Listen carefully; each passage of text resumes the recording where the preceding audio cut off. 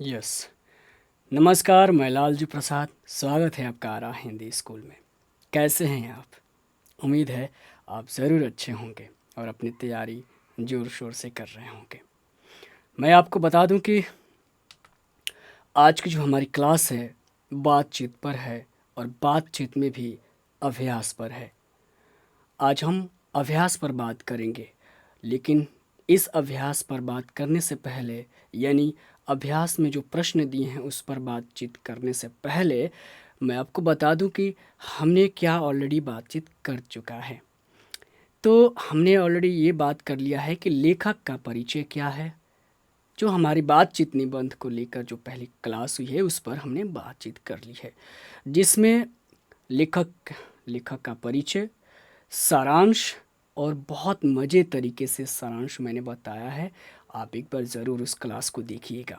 उस क्लास को देखने के बाद आपको बातचीत निबंध इतना आसान, इतना आपको हल्का लगेगा कि आप सोचेंगे कि यार मैं जिस चीज़ को समझ नहीं पा रहा था, कितने आसान तरीके से मतलब बता दिया गया है। तो आप इस बात को ज़रूर फ़ील करिएगा।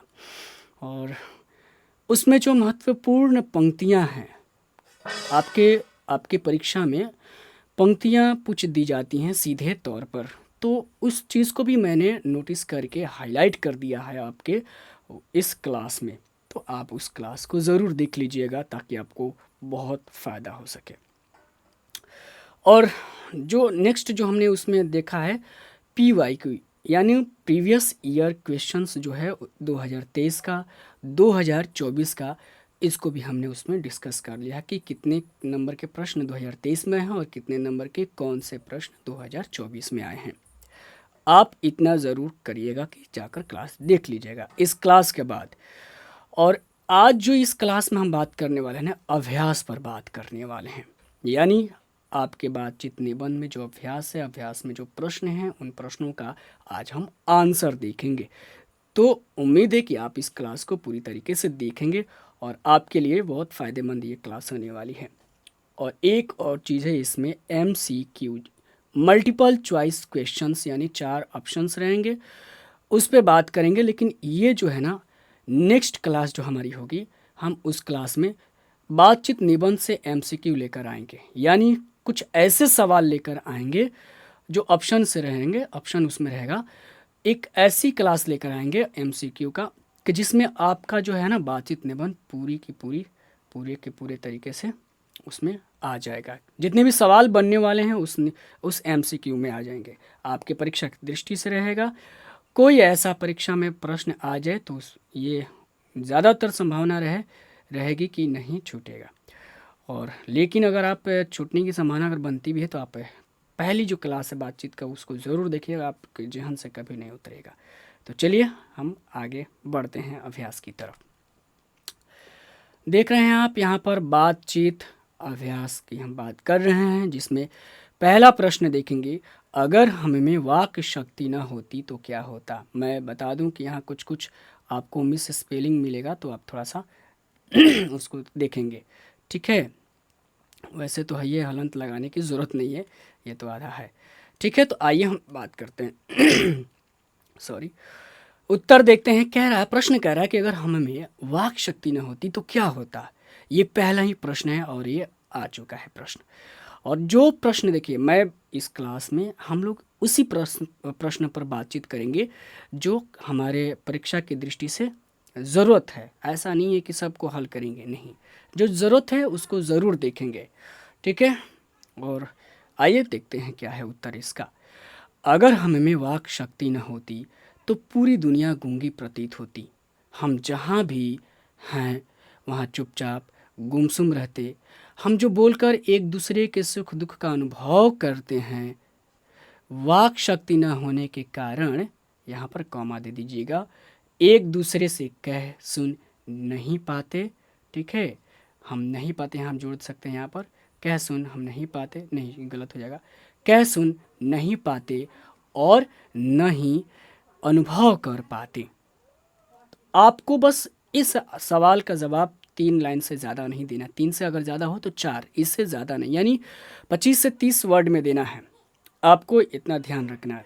यानी 20 और 30 मान के चलिए कि इसी के बीच में आपको जवाब देना है, ज़्यादा नहीं देना, क्योंकि 2 नंबर का प्रश्न बनता है, इससे ज़्यादा क्या आंसर देना। ठीक है, आपको इतना याद रखना है, बिल्कुल सिंपल है ये, कि पहला तो वह है कि वाक शक्ति नहीं रहे तो ये दुनिया गूंगी प्रतीत होगी, हम जहाँ भी हैं चुपचाप रहेंगे, गुमसुम रहेंगे। दूसरी पंक्ति हुई। तीसरी पंक्ति के अगर हम जो दुख सुख कष्ट पीड़ा जो कुछ भी महसूस करते हैं उसको हम किसी से कह नहीं पाएंगे। तीसरी बिंदु इसमें ये हो गई। ठीक है, वाक शक्ति है तभी जाकर हम इन चीज़ों को यानी अपनी भावनाओं को, अपने दुख कष्ट परेशानियों को किसी से साझा कर पाते हैं। चौथी बिंदु है, अगर ये नहीं रहे तो हम ये अनुभव नहीं कर पाएंगे। हो गया यही बिंदु, है ना। तो बहुत आसान है, आपको बिंदुवार याद करना है नोट। वैसे भी आपको अपनी लैंग्वेज में नोट बनाना है तो बनाइएगा, थोड़ा सा चेंज करिएगा, मूल बातें वहीं रहेंगी, लेकिन आप अपना वर्ड कुछ जोड़िएगा ज़रूर, ताकि वो आपका अपना आंसर हो जाए। राइट, आगे बातचीत करते हैं। अभ्यास की बात कर रहे हैं, जिसमें प्रश्न नंबर 2 पर देखेंगे कि बातचीत के संबंध में वेन जॉनसन और एडिसन का क्या विचार है। 2 ऐसे महत्वपूर्ण लोग हैं आपके बातचीत में जिन्होंने कुछ कही है बातें। तो देखिए उत्तर इसका है, बातचीत के संबंध में वेन जॉनसन का मत है कि बोलने से ही मनुष्य के सही रूप का साक्षात्कार होता है। ठीक है, यह बहुत ही उचित जान पड़ता है।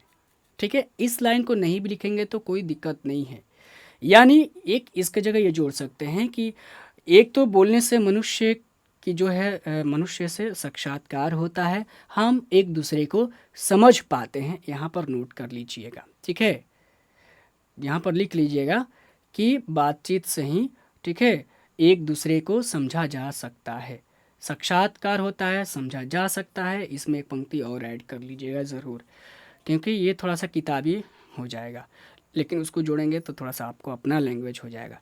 अब बात करते इसी में एक पैराग्राफ। देखिए एक पंक्ति होगा ना तो यहाँ पर छोड़ना है, जहाँ भी पंक्ति में आधा है ना तो छोड़ देना है, छोड़ के फिर नीचे से शुरू करना है। एडिसन का मत है, देखिए याद करने का मैंने बताया था कि वेन है ना, वेन यानी व यानी बातचीत, ऐसे याद रखना। ऐसे ब दिया आपके किताब में यहाँ पर, लेकिन वेन होता है, आपको मान कर चलना है कि ब है, तो ब से बातचीत। ठीक है, ब से बोलना, याद रखिए ब से बोलने से। ठीक है, तो जब ब से बोलने आ जाएगा तो अब बोलने से मनुष्य का साक्षात्कार होता है, तो ये अगर मालूम है तो ब से बोलने से ये वर्ड जरूर आएगा, तो बोलने दिमाग में आ जाएगा बेन, बोलने बेन। ये ठीक है, एक ट्रिक है आपके लिए, ऐसे पकड़ लेंगे कि अच्छा बोलने से मनुष्य यानी बोलने ब से बेन जॉनसन।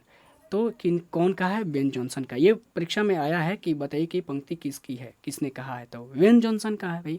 अब बात करते हैं कि एडिसन का मत है कि असल बातचीत सिर्फ 2 व्यक्तियों में हो सकती है, ही हो सकती है। ठीक है, अर्थात जब 2 आदमी होते हैं तभी अपना दिल एक दूसरे के सामने खोलते हैं, यानी अपनी भावनाओं को, अपने दिल को जो अपने दिल में है छुपा रखे हैं उसको सीधे प्रकट करते हैं। इसका अर्थ हुआ किसी तीसरे आदमी के आते ही वे अपनी बातचीत निरस्त यानी स्थगित यानी रोक देते हैं, और फिर क्या करते हैं, अपनी बातों को घुमाकर कोई और नई बात करने लगते हैं। ये प्रैक्टिकल है, आप भी ऐसा करते हैं। तो आपको बस इतना ही जवाब याद रखना है। ठीक है, ज़्यादा भटकना नहीं है। हाँ, इसको आप अपने लैंग्वेज में थोड़ा बहुत ऊपर चेंज करके नोट करिएगा। राइट, अब नेक्स्ट प्रश्न पर चलते हैं, उम्मीद है कि आप समझ रहे होंगे। ठीक है, जो तीसरा प्रश्न है, आर्ट ऑफ कन्वर्सेशन, ये से होगा। ठीक है, और ये तालाब विषय होगा। आर्ट ऑफ कन्वर्सेशन क्या है, उत्तर देखते हैं क्या है। आर्ट ऑफ कन्वर्सेशन बातचीत करने का एक कला है। ठीक है, इसका वैसे भी हिंदी में ट्रांसलेट करेंगे तो यही होगा, कला है। और यह है हुनर यूरोप के लोगों में ज़्यादा प्रचलित है। ठीक है, कहाँ के लोगों में ज़्यादा प्रचलित है आर्ट ऑफ कन्वर्सेशन या फिर बातचीत करने की कला, तो कहाँ, यूरोप में। वैसे 1 नंबर का प्रश्न ये ऑलरेडी बन चुका है, आपके परीक्षा में आ चुका है, पिछले परीक्षा में। अब बातचीत की इस कला का पूर्ण शोभा, ठीक है, काव्य मंडलियों, विद्वान मंडलियों या फिर गोष्ठियों, ये एक जोड़ सकते हैं, गोष्ठियों में, ऐसे हो जाएगा, गोष्ठियों में देखने को मिलता है। बस इतना ही याद रखिए कि जो बातचीत की जो ये कला है, इसका जो पूर्ण शोभा है, शोभा मतलब इसका उत्कृष्ट रूप मान कहिए कि इसका जो उत्कृष्ट रूप है वो कहाँ पर देखने को मिलता है? काव्य मंडलियों, यानी जहाँ पर ऐसे विद्वान हों जो कविता पाठ करते हों, पढ़े लिखे हों, ऐसे लोग, ठीक है, साहित्य की बात जो करते हैं उनके बीच आपको ये मिलेगा। फिर विद्वान मंडलियों में चलिए, कहीं दो चार लोग बड़े विद्वान पढ़े लिखे या वेल एजुकेटेड जो लोग हैं उनके बीच अगर जाइएगा तो वो अनर्गल बातें नहीं, कुछ ऐसी चुनिंदे शब्दों का इस्तेमाल करके बातचीत करते हैं तो लगता है कि वाह क्या बात कह रहे हैं, गंभीर बातें होती हैं वहाँ पर, और उसमें भी कुछ बनावटी भी बातें होती हैं, तो वो बात की बात है। बट जो प्रश्न कर रहा है उसको ध्यान में रखना है उतना ही, और हमको भी इस्तेमाल करना है, ज़्यादा नहीं करना है, ठीक है। वैसे आप देखेंगे आपके किताब में एक पासपोर्ट के उसमें कुछ अलग ही बातों को जोड़ा, नहीं जोड़ना है नहीं। एक तो 2 नंबर का प्रश्न आएगा भाई, उसमें आप लिख देंगे 10 पंक्ति, क्या फ़र्क फ़ायदा। तो 3 से ज़्यादा 4, ऐसे भी ये ज़्यादा हो गया है, लेकिन आपको याद इतना चलेगा, याद रखना है। देखिए ज़्यादा जानेंगे तो कम कर सकते हैं, तो आपको इतना जान लेना है। इसमें ऐसी चतुराई से प्रसंग छेड़े जाते हैं, ठीक है, छेड़े यानी कहे जाते हैं कि जिन्हें सुनकर कान को अत्यंत सुख मिलता है, यानी कान को मतलब यहाँ पर एक दिया हुआ है जिसे देख सुनकर, ये जिसे सुनकर बहुत मतलब अच्छा लगता है, ऐसा आप एक वर्ड में अपनी लैंग्वेज में लिखिएगा। और इसका जो दूसरा नाम है, और इसे ही अन्य नाम की जगह लिख दीजिएगा, और इसे ही शुद्ध गोष्ठी कहा जाता है, ठीक है, ऐसे आप बना लीजिएगा, ठीक है। कोई दिक्कत कमेंट करके ज़रूर बताइए कैसा लग रहा सब कुछ, ठीक है। और एक चीज़ और कह दूँ, क्लास चलते हैं चलते चलते कि आप अगर चैनल पर नए हैं या पहले से भी हैं तो आपको क्या क्या करना है कि सबसे पहले सब्सक्राइब करना है।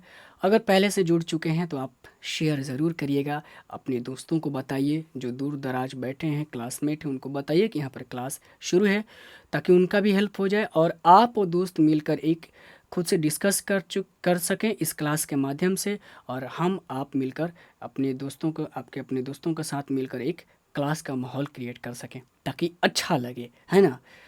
और उम्मीद है आप ऐसा करेंगे, लाइक कर दीजिएगा अगर पसंद आ रहा होगा तो, है ना। तो चलिए बात करते हैं नेक्स्ट प्रश्न पर। एक प्रश्न जो मैंने है 4 को नहीं रखा है, इस बार जो 2025 की हम तैयारी करें इस दृष्टि से नहीं रखा है। हालांकि बातचीत से नेक्स्ट परीक्षा में बहुत कम प्रश्न आने वाला है, मैं आपको बताता हूँ। और क्यों आने वाला है, क्योंकि इस बार ना 7 नंबर का प्रश्न पूछा है तो वो नहीं पूछेगा। हाँ, 1 नंबर का, 2 नंबर का, 2 से 3 प्रश्न ऐसे पूछ सकता है, बट आपको अपनी तैयारी रखनी है पुख्ता। देखते हैं 5 नंबर प्रश्न में व्याख्या देखते हैं, ठीक है। उसमें से ख नंबर पहला को मैंने हटा दिया है, बट हमारी जो क्लास हुई है ना बातचीत निबंध पर पहली क्लास, आप उसको देखेंगे तो खुद से आप उसका आंसर ज़रूर करिएगा, वो आपके लिए एक टास्क है, ठीक है। अब तो टास्क का ज़माना ही कहाँ रहा, अब टास्क मिलता कहाँ है। अगर मिलता है और तो ये अच्छी बात है, अगर आप उस टास्क को खुद से एक्सेप्ट करते हैं और करते हैं तो ये और अच्छी बात है। बट हम यहाँ पर आगे बढ़ते हैं और देखते हैं ख नंबर पर बात करते हैं कि सच है, जब तक मनुष्य बोलता नहीं तब तक उसका गुण दोष प्रकट नहीं होता। ये पंक्ति आपके निबंध से है और इसका भावार्थ यानी व्याख्या करना है। भावार्थ तो होता है, कविता मिल जाता है, कविता से कोई पंक्ति आ जाती है, उसको भावार्थ करना होता है। तो मैं एक आपको यहाँ पर एक फॉर्मेट बताया हूँ इसमें, ठीक है। और आपको इस फॉर्मेट को हमेशा ध्यान में रखना है, कहीं भी किसी भी पंक्ति में अगर करना हो तो सीधे इसी को लागू करिएगा, ठीक है, यही चीज़ को। आइए क्या है चीज़ देखते हैं। पहले आपको संदर्भ लिखना है, हालांकि मैं बता देता हूँ ज़्यादातर जगहों पर आपको ऐसा नहीं मिलेगा संदर्भ लिखा हुआ, डायरेक्ट लिखा रहेगा व्याख्या, और व्याख्या लिखा नहीं, आपको थोड़ा सा और उसको डिफाइन करना है।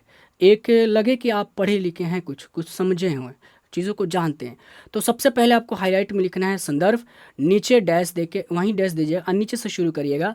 मैंने तो यहीं लिख दिया है लेकिन नीचे से शुरू करिएगा।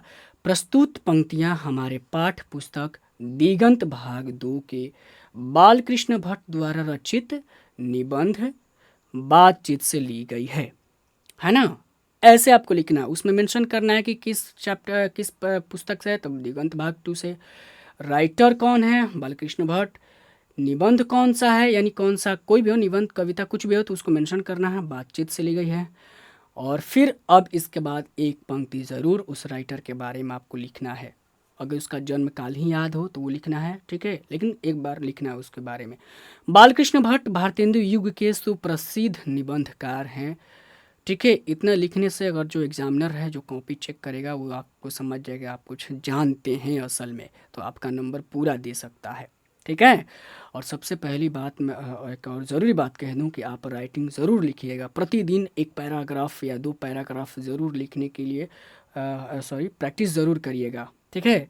लिखने का प्रैक्टिस ज़रूर करिएगा आप, ताकि आपकी जो है आदत बनी रहे तेज़ लिखने और सुंदर लिखने का। कोशिश करिएगा कि आप सुंदर लिखें। हर वर्ड के बीच में गैप ½ इंच ज़रूर गैप दीजिएगा, और जैसा लिखा हुआ है ना किताब में आपको ऐसे ही कॉपी करना है, इतना आपको करना है। एक ये मेरी तरफ से टास्क है, ठीक है। बड़े होने के नाते आपको मैं एक टास्क देता हूँ, ज़रूर करिए, ये बहुत फ़ायदा करेगा आपको, अभी भी करेगा और इन फ्यूचर में भी करेगा, तो इस चीज़ को आप नोट रखिएगा, ठीक है। बातचीत आगे करते हैं। ये हो गया राइटर के बारे में, ज़रूर एक पंक्ति लिखना है। फिर इस जो पंक्ति, ये जो पंक्ति दी गई ना, इसका एक सेंटेंस में लिखना है कि ये कहना क्या चाह रहा है, इसका मूल क्या है, ये लिखना है। लेखक ने इन पंक्तियों के माध्यम से बातचीत की विशेषताएं बताई हैं। क्या बताई हैं? विशेषता क्या है बातचीत के, उसकी बात कही जा रही है इस पंक्ति के माध्यम से, है ना। तो ये जो एग्जामिनर है ना दिमाग में क्लियर होगा, अच्छा ये जो पंक्ति ये क्लियर, ये बात क्लियर हो गया, इससे मालूम चलता कि ये चीज़ें हैं। अब आप इस क्या विशेषता है उसकी अब व्याख्या करनी है आपको, तो आप इस फॉर्मेट को ज़रूर याद रखिएगा। ये मत सोचिएगा क्या नया बताने लगे, ये सब नहीं, बल्कि यही जो बता रहा हूँ ना बिल्कुल सही बता रहा हूँ आपको मैं। तो उम्मीद है आप इस चीज़ को याद रखेंगे। आइए देखते हैं क्या है। व्याख्या में पढ़ना है। लेखक का कहना है कि बातचीत एक ऐसी माध्यम है, ठीक है, ये काट देना है और इसमें आकार लगा दीजिएगा, ठीक है। माध्यम है जिसके द्वारा हम एक दूसरे के गुण या दोष को समझ पाते हैं, ठीक है। एक दूसरे के गुण या दोष को समझ पाते हैं। अगर हम किसी से बोलते नहीं, बातचीत करते नहीं, तो किसी से साक्षात्कार नहीं हो पाता और हम उसके बारे में नहीं जान पाते कि वो व्यक्ति बुरा है या अच्छा यानी भला है, ठीक है। यहाँ तक समझ रहे हैं। बातचीत में जब व्यक्ति अधिक बोलता है तो इससे पता चलता है, यानी वो अपने ऊपर काबू नहीं रख पाता है, तो इससे पता चलता है कि वो कैसा व्यक्ति है, यानी वह दोष है। लेकिन जब वह बड़ी संजीदगी से, सलीके से बातचीत करता है तो ये मालूम चलता है कि ये व्यक्ति जो है गुणवान है, ठीक है। इसको अपने लैंग्वेज में इसको बना लीजिएगा, तो वह गुण है की जगह लिख लीजिएगा, इससे पता चलता है कि वो व्यक्ति गुणवान है। या यहाँ पर लिख लीजिए कि इससे पता चलता है कि वो व्यक्ति कैसा है, वो व्यक्ति उतना अच्छा नहीं है, यानी उसमें कुछ दोष है। आपको थोड़ा सा अपना इसमें लैंग्वेज पुट करना है, ठीक है। आगे देखते हैं। इस प्रकार व्यक्ति के चुप रहने से उसके गुण दोष प्रकट नहीं होते और वह जैसे ही कुछ बोलता है, ठीक है, अगर वह जैसे ही कुछ बोलता है तो उसकी वाणी के माध्यम से गुण दोष प्रकट होने लगते हैं। इतना आपको लिखना है, बस इससे ज़्यादा आपको भटकना नहीं है, कुछ है नहीं ज़्यादा चीज़ में, ठीक है। उम्मीद है आपको ये चीज़ समझ में आया होगा। आगे बढ़ते हैं। एक चीज़ देखिए, आपको प्रश्न 6 में देखेंगे निबंध की विशेषताएं दी, तो इसको काट देना है, इसके जगह आपको सारांश लिख लेना है, ठीक है। सारांश, यहाँ पर सारांश आपको लिखना है, और सारांश कैसे लिखना है ये मैंने एक टास्क आपको दे दिया, और आप ज़रूर इसको लिखिएगा और टेलीग्राम से जाकर जुड़ जाइएगा। आरा हिंदी स्कूल जब टेलीग्राम में सर्च करिएगा तो आपको एक चैनल आ जाएगा, नहीं तो डिस्क्रिप्शन में आपको लिंक ज़रूर दे दूँगा, आप वहाँ से जुड़ जाइएगा और वहाँ पर आप फ़ोटो खींचकर पोस्ट कर सकते हैं अपना वहाँ पर, ठीक है। ज़रूर मैसेज करिए कि आपके नाम से मैं चेक कर लूँगा, वैसे मैं चेक करूँगा कौन सारांश बढ़िया लिखा है कौन नहीं लिखा। लेकिन सारांश कहाँ से लिखेंगे, पहली क्लास आप देखेंगे, वहीं से आपको मालूम चल जाएगा कि सारांश क्या चीज़ होता है, कैसे मैंने उसको समझाया है। और बिल्कुल घबराना नहीं, अपने लैंग्वेज में इसको लिखना है। शुरुआत कैसे भी करना है, ऐसे ये नहीं सोचना है कि एक ही बार में मैं परफेक्ट करूँगा, नहीं, 2 बार 3 बार 4 बार ऐसे लिखेंगे वो आ जाएगा, बट आपको ऐसा ज़रूर करना है। तो अब देखिए, इस क्लास में हम इतना ही बातचीत करेंगे। ठीक है, हमारा ये प्रश्न यहाँ पर समाप्त होता है। ठीक है, नेक्स्ट जो है भाषा की बात जो आती है, तो हम नेक्स्ट जो क्लास करेंगे इसके बाद जो MCQ पर करेंगे और उसके बाद व्याकरण की क्लास हम लेकर आएंगे। क्यों व्याकरण की क्लास लेकर आएंगे? मेरी जो कोशिश है, अगर आपको कैसा लगे आप कमेंट करके बताइएगा, ये जो मैं सोच रहा हूँ कि आपके पाठ के साथ साथ व्याकरण का भी हल हो। और किस तरीके से व्याकरण, कैसे? जैसे आपके पाठ में यहाँ पर देखिए, यहाँ पर सवाल में दिया है सर्वनाम पूछ रहा है, तो हम एक क्लास सर्वनाम खिलाएंगे। और यहाँ पर पूछ रहा है संज्ञा, तो एक क्लास संज्ञा पर लेकर आएंगे। तो साथ साथ में संज्ञा सर्वनाम कुछ चीज़ें हैं ये ख़त्म हो जाएंगी। एक क्लास जाकर आप शुरुआत में देखेंगे, मैंने उसमें बताया हुआ है, PYQ एनालिसिस में बताया है, विश्लेषण में बताया है कि कहाँ से कितने नंबर के प्रश्न बन रहे हैं व्याकरण से और क्या क्या पढ़ना है, मैंने वहाँ पर नोट किया हुआ है। तो एक तो वो भी सिलेबस यहाँ पर हम लोग के साथ पूरा होते रह जाएगा इस चैप्टर के साथ, और दूसरा हमारा पार्ट भी ख़त्म होगा। ऐसा मैं सोच रहा हूँ, तो आप बताइए कमेंट करके कि ये ठीक रहेगा या नहीं। बट मैं एक कोशिश करूँगा, लेकर आऊँगा ऐसा क्लास। तो हमारी अभी क्लास कौन सी होगी? एक MCQ की, 2 व्याकरण की क्लास। ठीक है, फिर हम नेक्स्ट चैप्टर पर चलेंगे। तो आप यहाँ समझ गए इस पार्ट में। ठीक है, इतना ही आपको याद रखना है, इतने ही प्रश्नों का हल आपको याद रखना है, और इसे कहीं ज़्यादा नहीं कुछ पूछने वाला है। ठीक है, तो बताइए ओवरऑल आपको कैसी ये क्लास लगी। ठीक है, ये है अब वाक्य की लिंग पूछ रहा है। ठीक है, 1 नंबर का 2 नंबर का लिंग आता है, बहुत आसान है। ठीक है, आपको रेगुलर पढ़ते रहने से ये मालूम चलेगा। और विशेषण है, तो ऐसा मिलाकर हम लोग क्लास करेंगे। संज्ञा सर्वनाम और विशेषण से आपका ये व्याकरण की भी क्लास हम ला देंगे। बहुत छोटा क्लास रहेगा। ठीक है, 10 से 15 मिनट का क्लास रहेगा। उसमें देखेंगे कि प्रीवियस ईयर में जितने भी विशेषण से प्रश्न पूछे हैं, संज्ञा से पूछे हैं, सबको एक ही बार में लेकर आएंगे। ये आपको एक जगह देने वाला हूँ, तो आपको भी बहुत अच्छा लगेगा। तो ये सारा जो है हम आगे बात करेंगे। तब तक के लिए दीजिए इजाज़त, और बताइए कमेंट करके कि आपको ये कैसी क्लास लगी। और एक रिक्वेस्ट वही है, और रिक्वेस्ट थोड़ा सा बुरा लगता है, रिक्वेस्ट क्या करना यहाँ पर, ये तो आपके भलाई के लिए है ना। तो आप ज़रूर सब्सक्राइब करिएगा, शेयर करिएगा। शेयर मतलब अपने दोस्तों को जोड़िएगा। तब तक के लिए दीजिए इजाज़त। जय हिंद, जय भारत।